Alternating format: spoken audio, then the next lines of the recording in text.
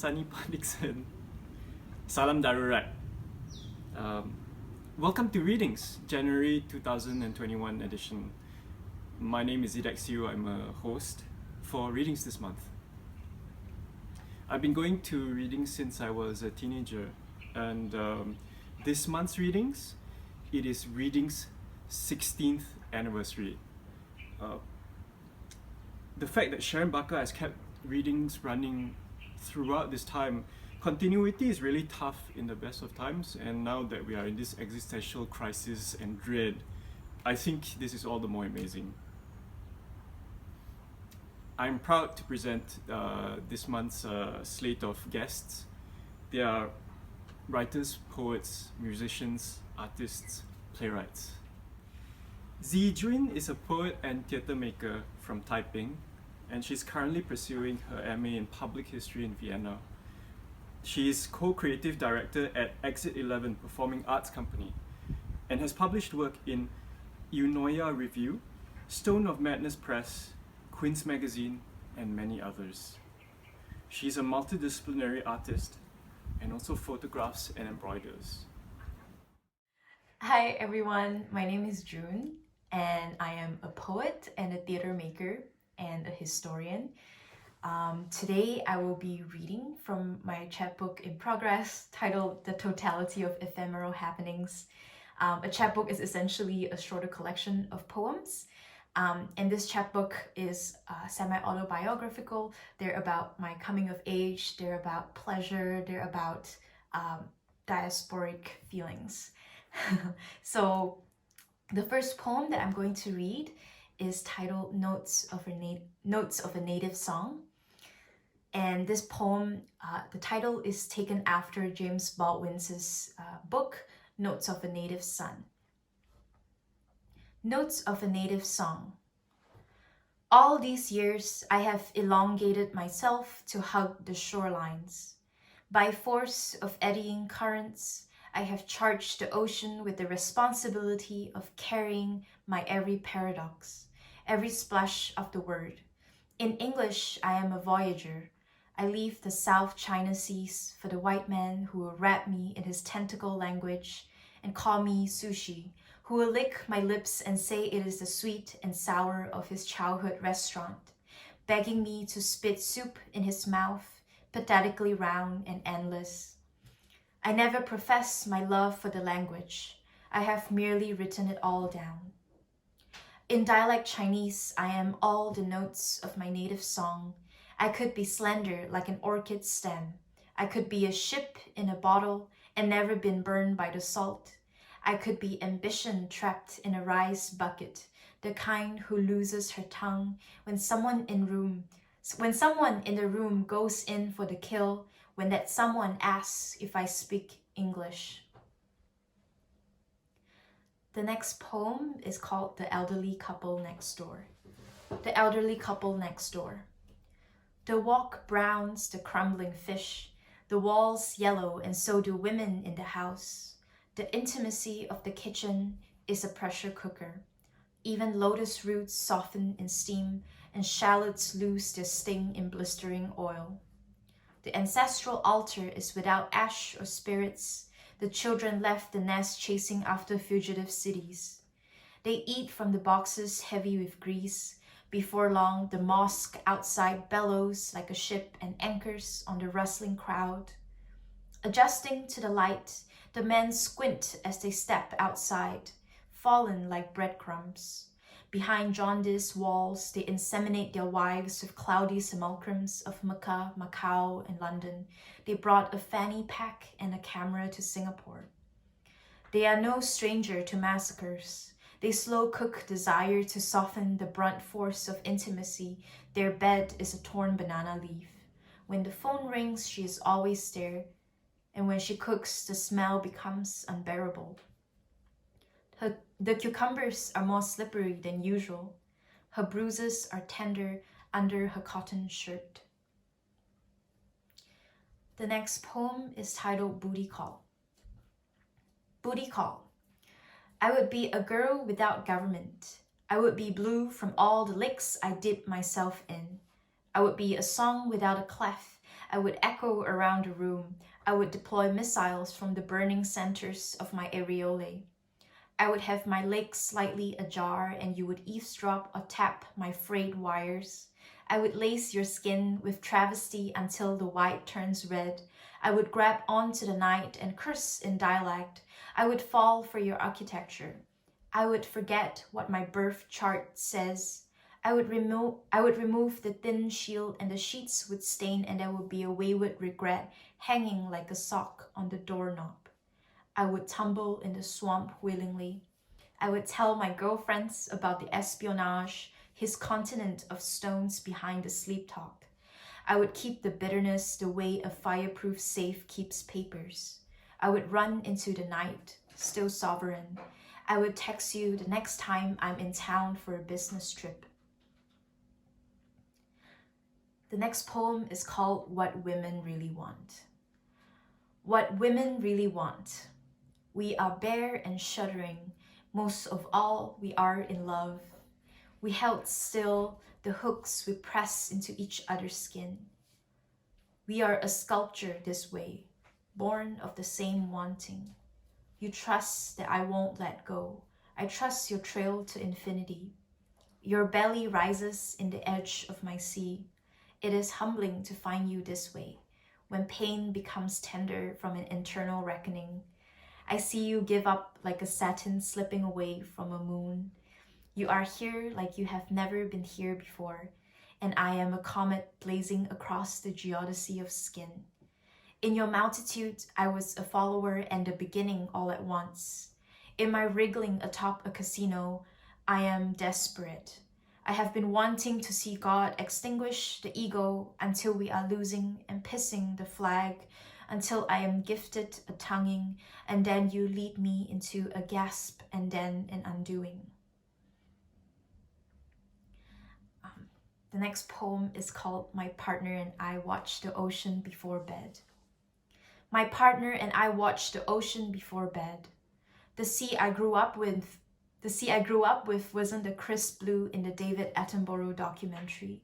It was the harsh green of coal jade, an old arm extending for a cane when the waves lapped at me. I was a wide-eyed child with an eye for thunder. I knew the wrongs cracking up the walls. I knew the seismic from the cosmic, the godsend from the godforsaken. I was rarely alone with the sea. My grandmother had a coral reef growing on her back, a tumor from all the years of living under, always kowtowing for the same love, the same man who would race me with a fist. I went about eating the blue. Even when the wave beat me down, I still laughed when it laughed. What would David Attenborough say if I was a crab followed by a camera? Every spring, the tired creature grows smaller. I held on to the light like a widow. I grieve for an infinite size of things. I never knew the calm of a lagoon, nor firm barriers. Yet I went about holding my grandmother's hand, plunging into the dirty green. How I love the smell of an alterity so close to us, the breezy mess of leaves and vines that smeared the floor, the wind chimes hanging from her ears. After every high tide, I am draped with kelp and laughing. My little skirt stuck to the sand like a starfish. The monsoon did not love me back the same way. It broke me. El Nino and the farm and the alterity left me drifting. Watching you, my love, yawning at the jellyfishes on the screen. I am overwhelmed by your mountains. We were once below water, and then we grew out of it. The last poem is called Borderland. Borderland. Ancestors didn't ask to be taken so seriously. Didn't ask that you wear their skin or speak of their sky like it is your blue. This is the geodesy of a woman, an unending rainforest between borders. She was born here, without the angry punctures. Sometimes these jugular scars resemble vaginas. How I loathe my skin. And some live this way, with anger stashed under the soil, their secret food supplies. My grandma is a twitching vein from the north, a reservoir of spunk who jumps like a switch, screeching, Secretary General, Secretary General. Her delirium carries the unelaborate poetry of war, that persistent rattling of a machine gun no one hears when someone falls apart in the forest.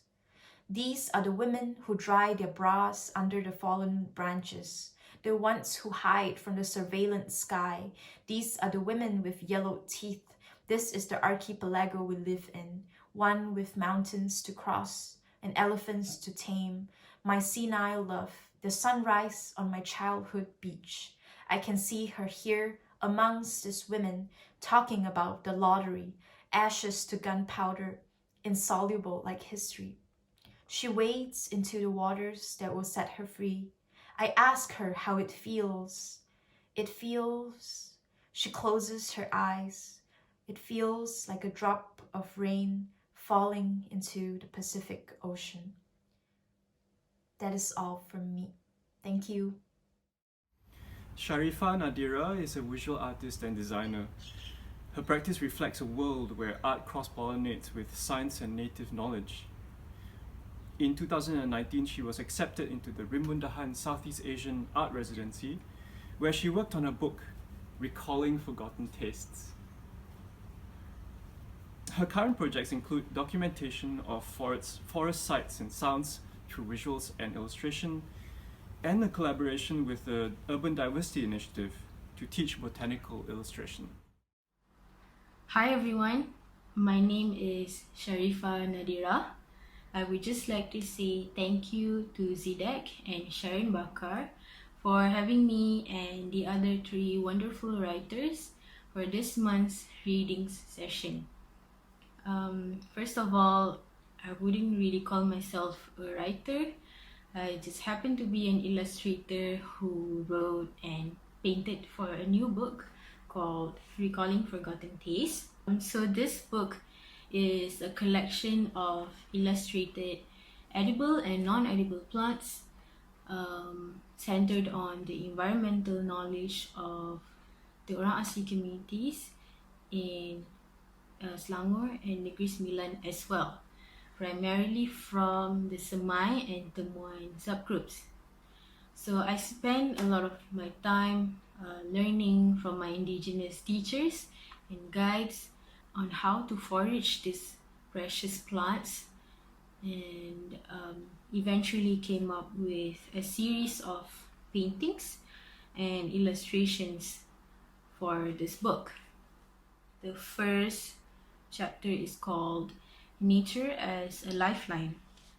Little streams paved in between thick foliage and small rocks as we made our way deeper. The valleys would dry up a little during the hot season, welcoming animals towards the lower side to look for food, as most fruits and plants would flourish during this time of the year, whereas the wet season incurs beautiful running streams, soaking the yellow seraka trees and low-lying plants, leaving most trees fruitless. Raman, our guide, greeted every plant he knew by heart along the dwindling path and patiently taught us what they were for. The lower part of the valley is where he plants his own kebun, though oftentimes intruders would come in and snatch the last bit of pucuk manis and many others. True, the forest produce ought to be shared by many. However, it frustrates him to see some simply takes and never gives back to the land. This in turn leaves the barren plot empty of plants that serve him the most. Though Raman originally hails from the Semai community in Cameron Highlands, he made a home out of this forest in Gombak and generously puts his heart and soul into it. Having lived here most of his life, he sees the impacts of the declining availability of forest resources. Di lembah ini memang banyak sumber makanan, tapi makin susah nak cari sekarang. There are plenty of food sources in this valley, but it is getting harder to find them nowadays. As explained by Raman while basking our feet in the cold stream. Reading about a plant that was discovered on our last excursion, which is called Taba. The trek concluded with us finding ourselves admiring the waters gushing through the small valley. There, tabar grew immensely along the cold streams, and some submerged in the water.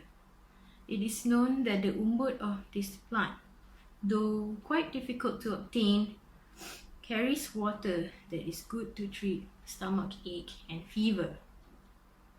As Raman recalled back in the day, dulu masa anak saya kecil, saya suka bawa dia cari umbut pokok ini. Back when my children were younger, I enjoyed bringing them along to find the young shoots of this plant. He would remove the skins on the umbut and squeeze the water out to drink. As someone who still has access to an intact forest, he still prefers channeling drinking water from the forest soil and streams away from human habitation. As such, this plant offers an alternative clean water source for him. Moving on to the third chapter, which is called Off the Map in Conversation with Plants. Guided by Samsul, our Temuan friend, we made our way into the forest reserve through a small dark-colored stream. A tree log bridges both sides of the village and the forest. Massive mengkuang leaves greeted us at the mouth of the forest with its 6 to 7 meter long leaves jutting out in all directions. The forest grew thicker as we went in. Ancient trees soared as high as 40 meters into the sky. The sense of verticality was immense, and it made us feel so close to the earth. The sound of gibbons merrily calling each other filled the cooling air. The scale and simply the overwhelming loudness of the forest were illuminating. It was a flat trail. The ground felt soft and flocculent, with dead leaves making up a bed of earth coupled with water. This old growth made us cross thresholds, and every nook looks different, smells different, sounds different. Enormous petaling trees and clusters of bertam offered multiple sights, chiming sounds of insects, and fading smells that could very well have been experienced in the same essence from long ago.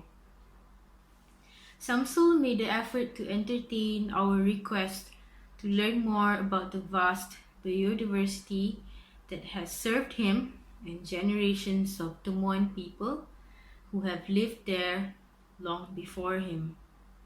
He did say that most true knowledge still resides in the minds of the older generation, of whom are now too old or have passed on. Nonetheless, he imparted more than we could ever remember. To him, it is a form of appreciation for the forest that has fed him all his life, and an obligation to educate the masses of the urgency to protect it. Towards the end of our trail, Samsul was moved to share a piece of his reflection. Anda semua boleh menilai sendiri hutan ini sangat penting untuk bumi kita. You can see for yourself how important the forest is to our earth. Reading about one of the plants that were featured in this chapter, which is called Akatawa. Over the last century, the once 7,000 over hectares of gazetted forest reserve has now been reduced to less than a mere 1,000. And surely this has greatly affected the water and soil surrounding it. Stifled by the palm oil plantations and residential areas. Water is an invaluable life-sustaining force and an integral occupant of all living things. As we humans are made up of part water, so are plants and trees. While trotting through the forest, Samsul suddenly pulls a broad-leaved plant that was about half our size. He explains that this plant is particularly special as it can be used to treat fever. If one ends up lost in the forest, one can obtain water from the roots of this plant to drink. The water is nutritious, though tasteless, as its given name, Akatawa. There is nothing short of an amazement when stumbling upon miraculous plants and only healthy forests like the North Kuala Langat Forest Reserve is able to quench such idiosyncrasies. Moving on to the last chapter of the book, which is called Culinary of Foraged Plants. Foraging to the Orang Asli communities is the art of survival and consuming locally from what is readily available at a particular time and season. The same goes with traditional food that comes with it. They are not commonly cooked on a daily basis. The Temuan community tends to reserve all the hassle and joy of cooking traditional cuisines for special occasions such as the Hari Muyang, which usually falls at the end of the year. With the advent of modern cooking utensils and presence of household cooking gas, it is not unusual to see the abrupt shift from indigenous ways of preparing food. Despite that, it is still an absolute wonder to witness their healthy take on cooking and ways of consuming. For most of us who are normal end consumers, food is pretty much an abstract idea, something we hardly think of or imagine until it appears on the grocery shelf or on the table. Nonetheless, the coronavirus pandemic has put all of our minds into questions about food security and nourishment in times of crisis. For the Orang Asli, the forest has become their ultimate giver, as it has been since the beginning of time, more so now than ever. To them, food requires care, which is an act of selfless love. In the face of adversity, this love fuels their hope for survival. The food foraged and gathered from the forest is tasty and plentiful. I could sense Lisa's excitement as she talked about the edible plants, and I believe it was her idea of rehydrating her ancestral memories of food and how the forest continues to feed her children as it has fed her forefathers. Lisa prepared her table spread so diligently and taught us how to cook the dish right there in her lawn. As she gathered the ingredients, it felt like an act of remembrance and a tribute to acres of ancestry that continue to live on all around her. Memories of knowledge passed down by her mother, grandmother, and those before came to light in the food that she prepared. When the modern kitchen fails us, the wild remains faithful to us, though fragile but poised for a long time, longing for care from humans.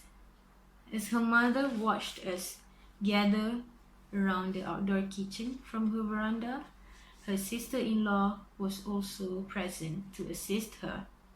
She had already collected, cleaned, and chopped the herbs for cooking. One of them being daun sumomok, which is largely an underrated source of flavoring. And this time around, in Kampung Pulau Kempas, we finally witnessed it being applied to the traditional Temuan cooking. The usual condiments of ginger, turmeric, and chili were mixed with daun sumomok. The leaves were cut into thin strips and added into the chicken marinade. She stirred the mixture and soon the piquant fragrance of sumomok laced the air. Then, the bamboo is filled with the marinated chicken and water up to 2/3 of the height and sealed with folded banana leaves. The upright bamboo stalk is then placed against a horizontal pole near a bed of embers and left for about an hour until the exteriors turned slightly pale brown. Here, Lisa used the universal rule of agak-agak to roughly estimate the readiness of the dish. Once satisfied, the fillings were then poured out onto a plate and we went on to devour the chicken and its flavorful broth. That's all from me. Thank you so much for tuning in and I wish you all a good day ahead. Aisyah Rais is a writer from Kuala Lumpur.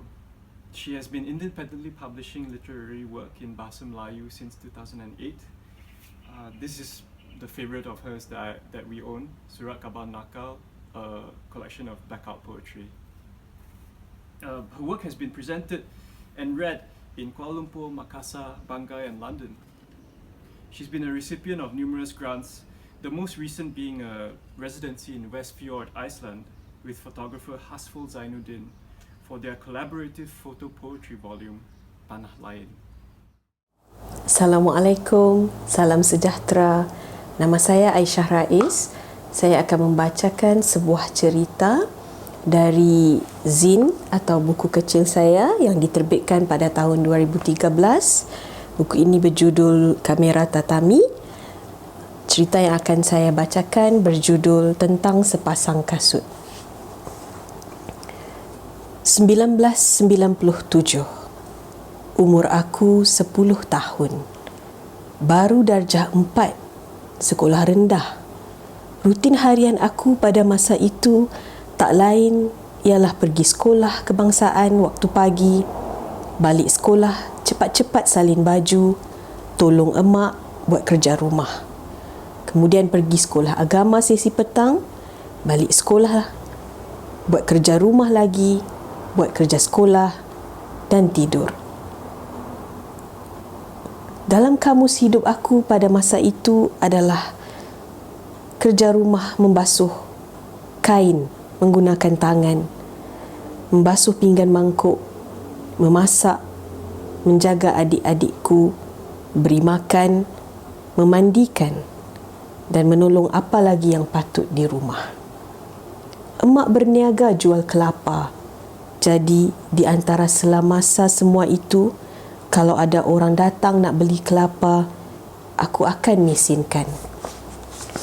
Dari pilih kelapa yang elok, belah guna parang, aku mesinkan supaya dapat kelapa putih untuk orang-orang dapatkan santannya, dibuat masak kari atau masak lemak. Ku masukkan dalam plastik, ku ikat dan dijual. Jari-jari aku tak cantik sebab selalu terkena parut kelapa yang tajam dan menyakitkan. Amat pedih bila terkena. Kadang darah statik dekat kulit, kadang mengalir jatuh ke lantai. Itu rutin harianku ketika berumur 10 tahun. Adaku kenal seorang kanak-kanak bernama Zahra. Zahra adik kepada Ali. Kehidupan Zahra tak banyak beza denganku. Zahra seorang kanak-kanak tadika dan Ali seorang kanak-kanak sekolah rendah. Zahra budaknya comel, balik dari sekolah dan seterusnya boleh baca semula erti kata buat kerja rumah dalam konteks hidupku di perenggan pertama. Ya, sama. Hidup kami serupa. Bezanya, Zahra sental periuk dekat kolam ikan depan rumahnya dan aku sental periuk harus berdiri atas kerusi kerana tak sampai, singki terlalu tinggi. Ali itu kuibaratkan abangku, Alung. Ali kuat bekerja walau umurnya masih budak. Bila cuti sekolah, Ali ikut bapanya pergi buat kerja-kerja membersih laman orang kaya. Ali naik basikal. Dengan bapanya, dia bawa racun rumput, sabit untuk potong rumput dan dia akan tekan loceng semua rumah orang kaya yang ada laman. Untung nasib, dapatlah kerja. Kalau tidak, kena halau dengan gonggong anjing. Begitulah kuat keringat orang miskin yang mencari sesuap nasi untuk anak isteri. Ali kuat berusaha seperti bapanya. Dia juga kuat belajar, kuat tolong orang tua, penyayang pada adik-adiknya. Tapi sayang dia cuai. Satu hari, Ali tertinggal kasut Zahra yang dia bawa pergi baiki kerana koyak. Lepas itu, dipendekkan cerita, kasut itu hilang tak jumpa. Orang miskin kita kena faham. Selalunya satu-satu benda yang mereka ada memang akan ada dalam kuantiti tak lebih daripada satu. Dan fungsinya boleh dipelbagaikan. Kasut Zahra yang Ali hilangkan itu satu-satunya kasut yang Zahra ada. Kasut yang dia pakai untuk pergi tadika. Kasut itu jugalah yang dia pakai untuk menyambut hari raya dan bila masuk pertandingan sukan di sekolah. Bila dah hilang, masa Ali dan Zahra akan kena hambat dengan bapa mereka. Tapi Ali tak takut kena hambat. Yang dia takut, bapa dia akan berusaha lagi mencari duit untuk membeli kasut ganti. Dia takut membebankan bapanya. Maknya sudahlah sakit. Bapanya mencari duit cukup-cukup untuk makan pakai anak beranak dan bayar sewa rumah. Nak minta beli kasut baru tu cari nahas namanya. Ali tak ada cara lain selain pinjamkan kasutnya ke Zahra untuk dipakai bergilir-gilir ke sekolah. Akibatnya, Zahra terpaksa bergegas keluar dari sekolah dan Ali selalu terlambat datang sekolah walaupun puas berlari-lari untuk percepatkan langkah. Kena marah dengan cikgu, Ali terpaksa tahan panas telinga. Budak sekarang, kalau kena marah sikit, sudah mengadu pada ibu bapa. Esoknya protes tak datang sekolah. Ali tak dibenarkan masuk kelas dan disuruh balik sebab dah berkali-kali datang lewat. Bos masih boleh merayu menangis-nangis minta untuk masuk kelas kerana tak mahu tertinggal pelajaran. Kalau budak sekarang disuruh balik, mungkin tak perlu negotiate, terus pulang. Perihal hilang kasut mungkin ibarat perihal hilang guli sebiji. Alahai boleh beli lagi sesetengah orang. Tapi bagi orang seperti Zahra, seperti Ali, seperti aku dan Alung sewaktu kecil dahulu, perihal sepasang kasut boleh bawa perang dunia anak beranak. Jadi macam mana sekalipun Ali mesti cari jalan menyelesaikan masalah. Fokus pada masalah tak akan bawa kita ke mana. Tapi fokus pada jalan penyelesaian akan membawa ke perjalanan yang tidak disangka-sangka. Maka bergilir-gilirlah Ali dan Zahra memakai kasut ke sekolah. Dah jadi jalan penyelesaian supaya Zahra tak perlu berkaki ayam. Supaya bapanya juga tak akan tahu yang kasut Zahra hilang. Lagi satu masalah ialah Bagaimana dan lama mana mampu Ali dan Zahra bertahan untuk bergilir-gilir tukar pakai kasut ke sekolah?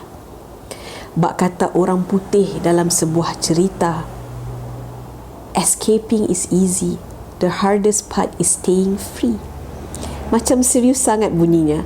Aku rasa itu persoalan dalam kepala Ali yang buat dia ambil keputusan untuk masuk pertandingan lari anjuran sekolah.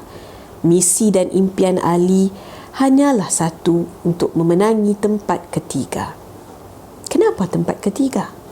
Sebab hadiahnya adalah sepasang kasut. Kasut itu diharap Ali dapat dia beri kepada Zahra, adiknya. Cerita tentang Ali, Zahra dan kasut ini diceritakan bukan saja kepada aku, kepada Alung, malah sehingga ke seluruh dunia. Ketekunan bapa mereka dan indahnya hidup orang miskin yang merasa cukup dengan apa yang ada. Di waktu aku pun belum pasti sama ada Zahra telah dapat kasut baru untuk dia ke sekolah atau tidak, cerita ini telah memenangi beberapa anugerah antarabangsa. Aku hanya dapat menonton cerita ini buat kali pertama semasa umurku 20 tahun. 10 tahun berlalu sejak apa yang aku ceritakan di perenggan pertama tadi. Walaupun dah lama aku tinggalkan, tapi aku masih mahir mesin kelapa.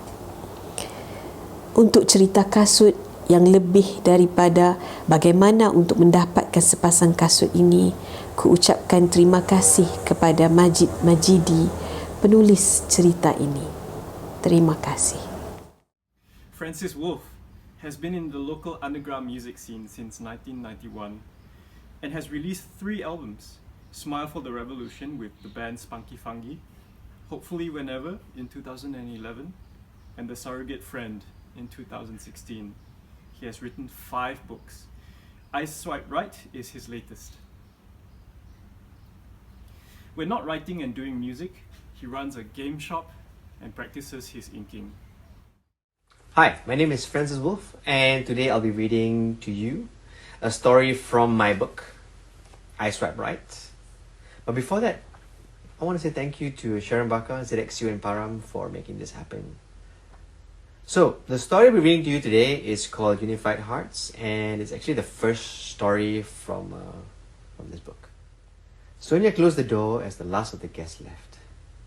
It was an eventful evening filled with old friends and fond memories. As she turned away from the door, Daniel, who was right behind, reached for her hand. He reassuringly arranged his fingers in between hers and brought both hands to his lips. He always knew exactly what to do. All their years together had made everything very natural. I love you, he said with a smile. She led him into the kitchen. Inside, their granddaughter Alicia was slowly picking the chickpeas out of the salad bowl and popping them into her mouth. Have they all left? Alicia asked, her eyes and fingers fixated on the leftover salad. I didn't think so many would turn up because of the rain earlier. Oh yes, Lily, Sonia replied as she pulled out a chair to sit down. They're all gone. Daniel gave Alicia a wink and kissed Sonia on the forehead. I'll go and finish up. He went back to the hall to move the furniture back to the original spots. It was a very beautiful party, Nanaso. I'm glad I came. Mom said I needed to get out of the house. She didn't want me feeling sad anymore about Chang, Alicia said with a wry smile. Yes. Your mom told us about what happened. Sonia reached for a fork and joined Alicia in a salad sojourn. I don't know how you and Gongda lasted so long. 50 years. There was a little bit of disbelief in her voice. Sonia gently scratched the top of her brow with her pinky. Yes. I didn't want to celebrate our 50th anniversary, but your Gongda insisted it was a good idea. I think he just wanted to see all his old friends again. After your mom and your uncles got married, we felt there was no reason to organize get-togethers for everyone. But 50 years? I've only lived slightly more than half of that, and it seems like an eternity. Alicia cradled her chin on her palms, looking into Sonia's eyes. I wish things with Chang were a bit different. Unified Hearts matched us so well. I wish I was as lucky as you. Her smile faded as soon as she thought of her ex-boyfriend. Aiya, Unified Hearts. You cannot put all faith in that also, but I cannot blame you, to be honest. Sonia paused and pointed the fork right at Alicia. I'll tell you a secret, okay? Alicia's eyes widened and she smiled. She loves secrets. Your Gongda and I met on a dating app on our phones, Sonia confided. Alicia leaned forward. What's that? Last time, you could download apps for your phone, and this one was specifically for people to meet other people. Also, back when your Gongda and I were younger, our phones were a little different from what you have now. They were like small notebooks that we carried around everywhere. Everybody had one. In fact, I know some people who had 2 or 3. Sonia smiled. Each with their own unique number. What's the number for? Alicia asked. She knew all her grandmother needed was some curious prodding, and she would happily tell all. It was called a phone number. You would apply for a phone number from a company that gave you these numbers. In those days, there were quite a few companies doing this. This is how you communicated with somebody. So, these numbers were like contact IDs? Alicia asked, unconsciously looking at a contact ID on her wrist. Oh yes. These days, we all have contact IDs. But back then, you could use the phone with as many different numbers as you like. But how would I know it was you? Alicia was curious. Well, you remembered the number. My grandparents used to write these numbers down in little physical phone books. Your Gongda and I exchanged numbers once, and we never had to remember the number because it was stored on our phones. Now, of course, a facial scan is all that's needed. How would you know if Gongda had another number secretly? Well, you wouldn't, Sonia replied as she fished a tomato out of the bowl. Anyhow, we downloaded small applications to watch videos, view pictures, even, make new friends on our phones. So my best friend asked me to download one. It was called Ginger, or something like that. So what you did was, when you go to the application, there will be pictures of all these handsome guys for you to meet. And then what? Alicia immediately replied. And then, if you like the guy's face, you swipe right on the application. But you would only be able to talk to him if he swiped right back. Sonia raised her eyebrows to express the strangeness of how things used to be. That's pretty random and dangerous, isn't it? Alicia paused mid-chew. Oh, Lily, those were different times. We just went for it. So, there wasn't a unified hearts process? How would you know what the guy likes? Or what he is like? At least Unified Hearts, they capture all your activity history and your daily routines and match you properly. When they match you, it's already been calculated to fit right. Since everything is connected to the contact ID, the match is more likely to succeed. Sure, it wasn't perfect. Your Gongda and I had to go on numerous meetups to get to know one another. We would meet for food, watch films together, and to generally have a good time. Alicia was already laughing. It seemed like a lot of work to be with someone. For her, it was just a matter of time. The older she grew, the more information Unified Hearts would collect. With more information, the match would be even more likely to succeed. Did you see that boy that Auntie Doreen brought to our party just now? Quite handsome. I think I saw the both of you talking. What was his name again? Derek? Patrick? Sonia searched Alicia's face for a response. Despite her best efforts, Alicia started to blush. It's Cedric, she finally offered. I like him, but nothing is really happening there, Alicia quickly retorted. Our Unified Hearts score is very low. Oh, so you checked? Sonia teased. Feeling vulnerable, Alicia reached for the jar of peanuts on the table. You know, Lily, my grandmother told me that when she was young, there was none of this help, and that she found my grandfather at a house party in Jalan Ipoh. Sometimes it's just better to seize the moment. Sonia made a gesture of 2 blossoming flowers with her hands. Daniel poked his head into the kitchen with a happy, "Hello!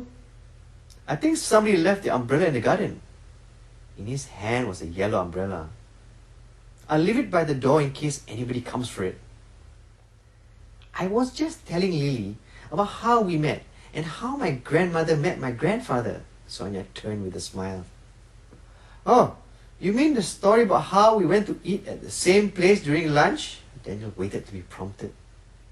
"No lah, the real one, with the Ginger app," Sonia cued him. "It was not called Ginger lah. It was called Kinder lah. Ginger sounds like a cooking app." "Where got Kinder?" Sonia rolled her eyes. "Don't forget to tell Lily how you chased for me for our first date." Daniel hurled a parting shot as he attempted to dodge Sonia's very accurate throw of the dishcloth. It hit him on the back of the head as he darted out the kitchen.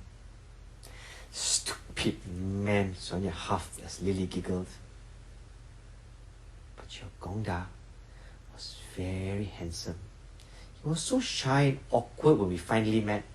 I think I fell for him then. Sonia sighed. Who would have thought 50 years later? You know, to be honest, I was not the one who chose him on the app. Your grand aunt Molly was playing with the app on my phone. When she showed me his picture, at first glance, I was not interested. She swiped right anyways. Imagine my surprise when he messaged. To think that I almost missed the love of my life because I did not give him a second glance. Your Gongda and I grew to like each other. Sure, we had our arguments and needed time to adjust, but it was all part of the fun. Sonia laughed playfully, but Alicia was alarmed. What if Gongda was a murderer? What if the picture did not match the person who came? What if he robbed you? Goodness, so scary. It was exciting lah. Your Uncle Matthew got married using the Unified Hearts way. It was so... Sonia's face contorted and she stuck her tongue out in disgust. When I first saw your Auntie Mimi, your uncle had already told me they scored a 95% on the Unified Hearts test and that he would, marry him. It was so quick. I found out her full name only when I met her family. Aiyo. Sonia was shaking her head as she began to attack the bowl for more salad. You go. You make some mistakes. Mistakes are fun. Don't go overboard lah. Just keep things exciting, Sonia laughed.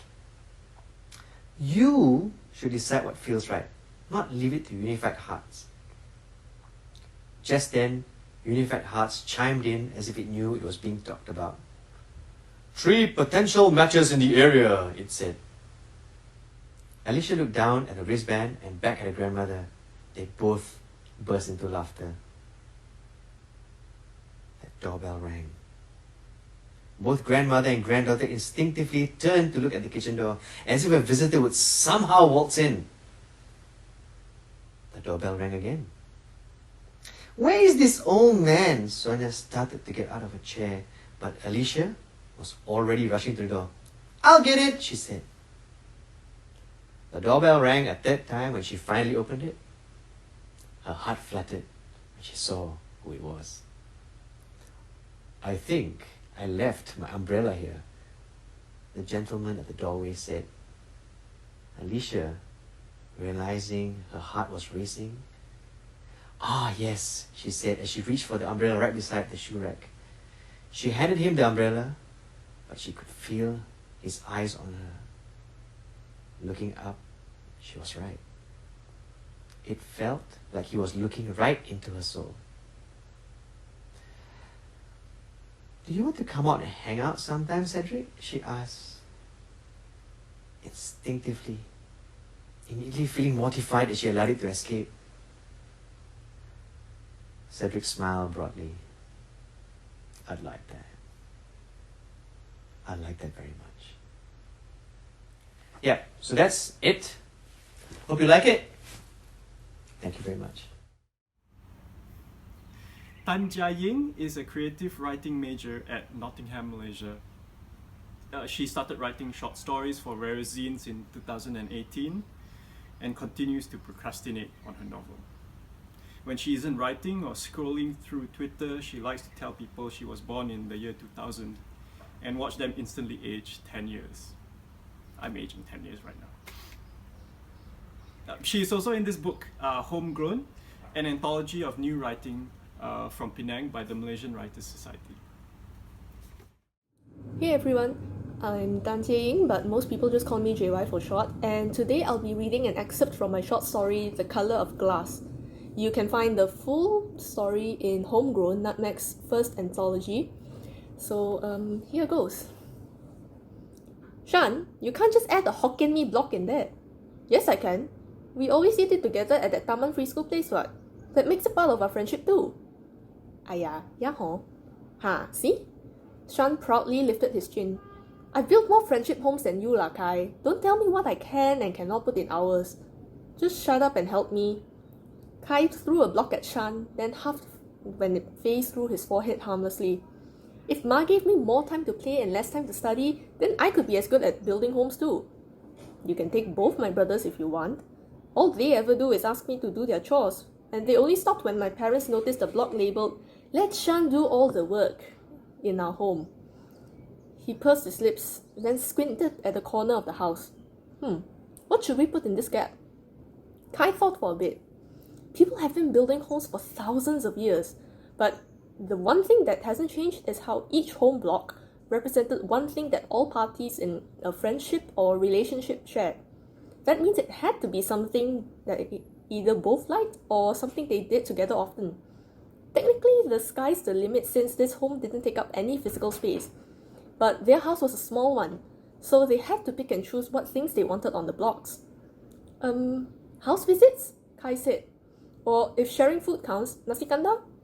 Okay lor, but not the one from Muhammad Rafi, huh? Hey, it's good stuff, okay? Nobody makes curry like they do. Yeah lah, but it's too spicy for me. Okay lor, we'll put down house visits. You're no fun, Kai mumbled. Shan stuck out his tongue in reply, then stuck it back in just as quickly with a sheepish look. Hi, auntie. Kai tensed and slowly turned around. Ma was standing in the doorway, wearing that dreaded look of forced cheerfulness. Hi, you're Shan, right? Our boy said you were coming today, but I didn't realize you were, Indian. She finished lamely. It's okay, auntie. Shan's smile somehow looked even more plastered on than Ma's. Nice to meet you, auntie. My name is Shantanu, but everyone calls me Shan. Nice to meet you too.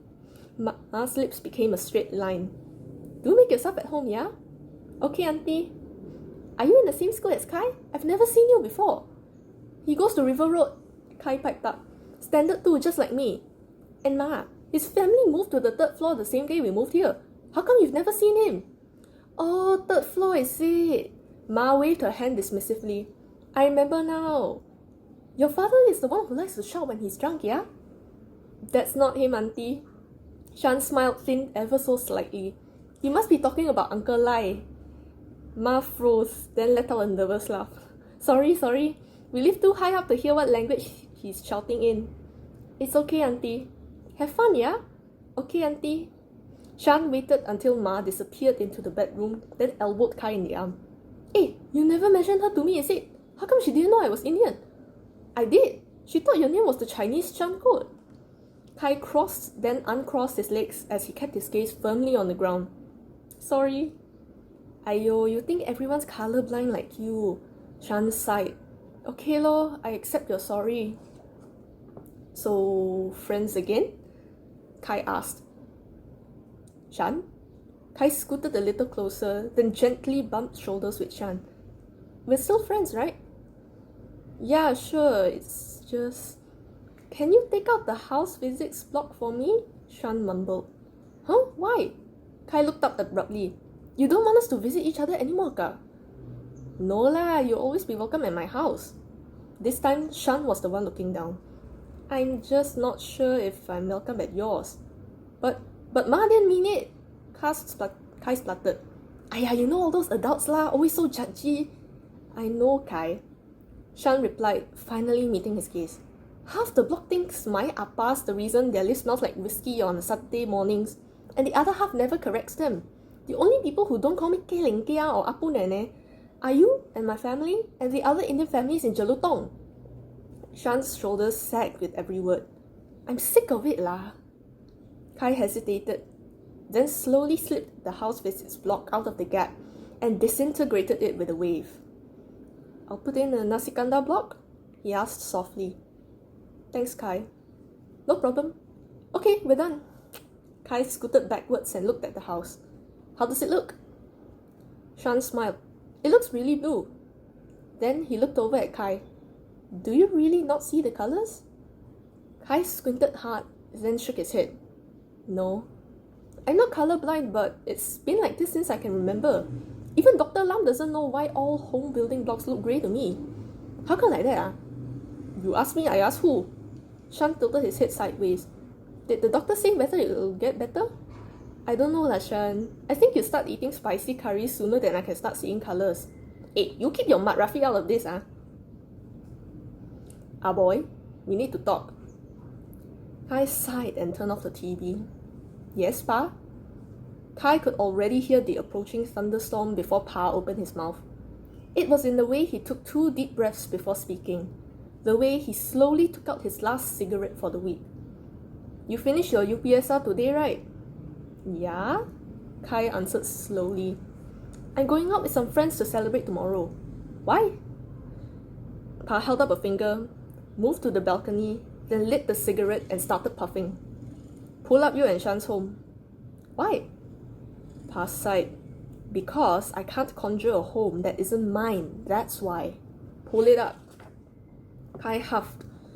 Then he concentrated for a few seconds and materialized the home out of thin air. What's wrong with it? He asked. Pa squinted at the corner of the home, then pointed to a block. Tell me what this one's for. Kai didn't have to look. What kind of best friend would he be if he didn't know these blocks by heart? Muhammad Rafi. Are you sure? Huh? Kai pulled out the block and looked at it. Yes, the block definitely said Muhammad Rafi, and it was still as grey as ever. Something about it felt different now, but then again, both he and Shan have changed so much since they first built the home. Some blocks were bound to change with them, right? I asked what this block was for, not what label you two put on it. Pa took a long drag. Come now, ah boy. You know you can tell me anything. What's this one for? Shan taking my hand when we crossed the road. Okay, and do you know what colour this block is? I don't know why it turned red if that's what you're asking. I don't like him like that. Kai, I wish this block looks red to me. Pa snapped. It's greyer than the smoke I'm breathing in, and all the blocks in your home are either full grey or greyish blue like this one. Huh? Kai looks back at the block. But what does a grey block mean? I thought I was just colourblind. I don't know, Pa said gruffly, then took another long drag. All I know is I've never seen a home with grey blocks in my life. So either it represents a very rare type of relationship or you have a very different way of looking at relationships. Well, which one is it? That's what I'm trying to find out. In the moonlight, Pa looked like an ancient dragon with his smoky breath and wrinkled face. A tired one too. Because I've looked at our family home and all the blocks you share with me or your ma are still blue. So whatever you and Shan have, it's something else entirely. I'm not sure if that's a good thing. Well, I guess I have the whole year to figure that out, right? Kai checked his watch. His favourite show was almost ending. Can I go now? Kai, listen to me. Pa took 2 deep breaths, then a lungful of smoke. You won't have the whole year. We're moving to KL after you get your UPSR results. So I'll stop here for today. Thank you all so much and have a good day. Happy birthday to you. Happy birthday to you. Happy birthday to